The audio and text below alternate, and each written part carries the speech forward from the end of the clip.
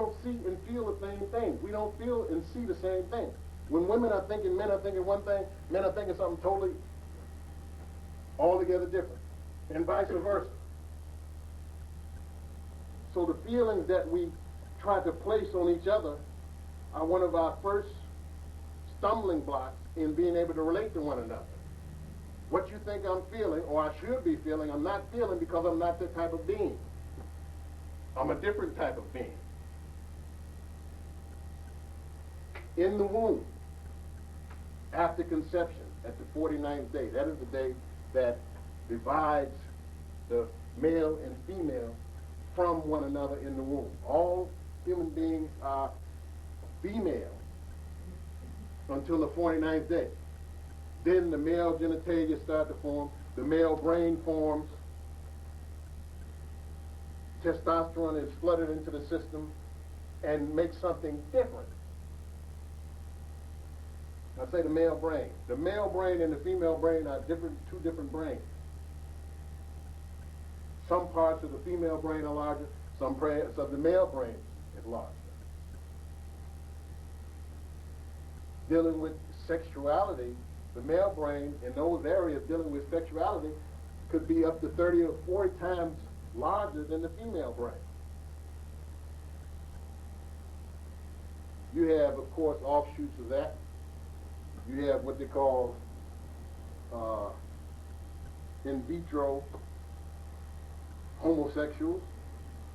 That is, people at a certain, at that 49th day or certain periods prior to that, whose hormonal structure is not flooded at the proper times.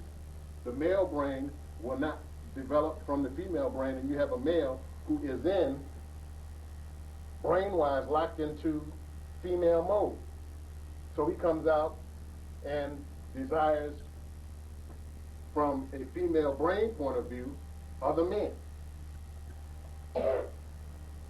Now, of course, you have a homosexuality or a gay movement, which is a political movement, that is, that some people, a lifestyle that they adopt. But you have some people who are caught up brain-wise in certain behavior.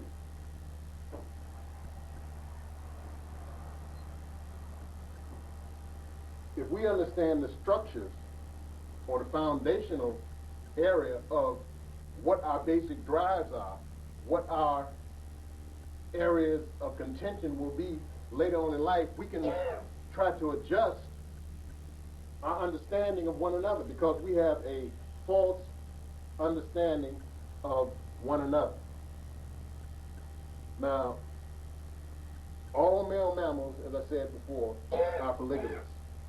The baboons, the horses, the bulls, the monkeys, the chimpanzees, the rats, all of them. Now, of course, not all men are polygamous. You have some monogamous men. There may be a couple around somewhere. I haven't met any. Well, there's a couple that,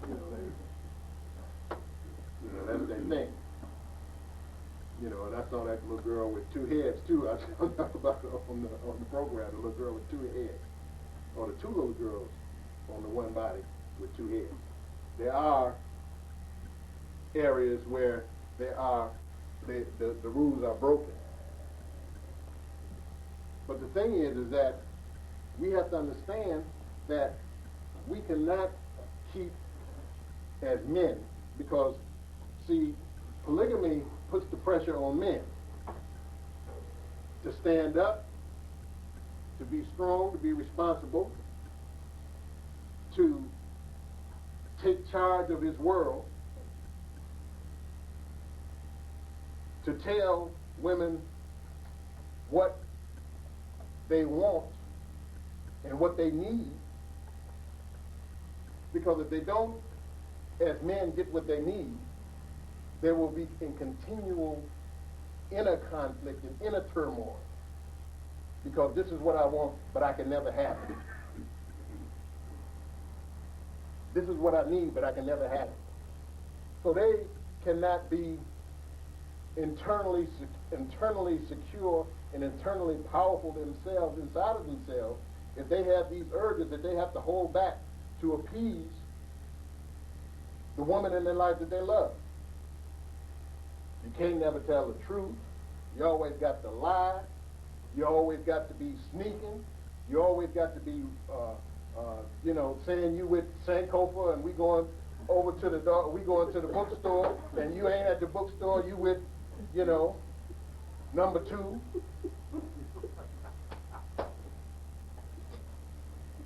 I mean, if you understood the turmoil that goes through, because they may be in love with you, but it ain't got nothing to do with you. It got to do with the inner voice, the inner mandate. And this puts pressure on the men to tell the truth. To say, hey, this is what I need in my life. This is what I want to do. This is how I'm trying to build it. And will you come with me and build this? Will you sacrifice to come and build this with me? Most women of the modern ilk don't have that sensibility. Most men don't have the sensibility to come correct and truthful in the beginning, because we've been trained not to. I mean, I think that if somebody came to me with a plan and a program and said, this is what I'm going to do, this is how I'm going to do it, and this is what I want to do, this is my plan, can you deal with this?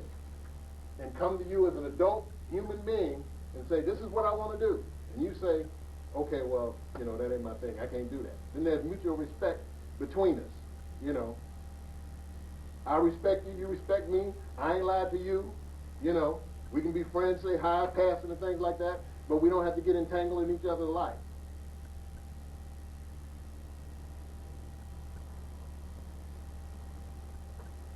But that ain't how we do it. Y'all know how we do it. Oh, baby, it's just you. I don't need nobody else. I don't want nobody else. I would never do that to you.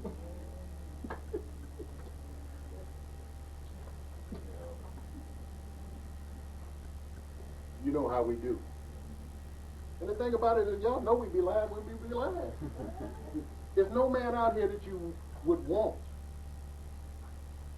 that is desirable, that you think handsome, that the other women don't think that too. And there's a discrepancy in the numbers of men and women in our society, especially the African American society. You have the highest incarceration rate, the highest number of individuals in prison, the highest mortality rate, the greatest number of individuals who commit suicide are young black men. You have a rise in homosexual population, in the closet and outside of the closet. You got your husband, he's been with you 30 years, and he's screwing around.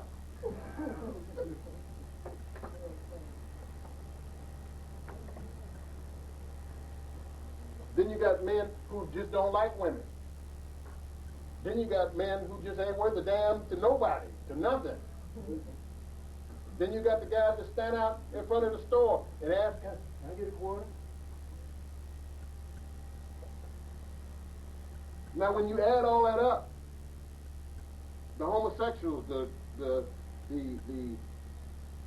different brothers in prison, you add all that up, you're looking at, in Washington, D.C., you're looking at something like 14 women, black women to one man, one black man that's worthy of you having.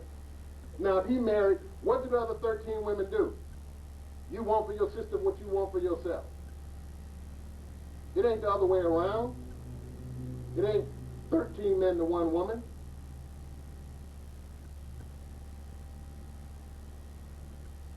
That's Babylonian usury. It ain't but $10 in the world, and you loan $10 and say you got to pay back 11.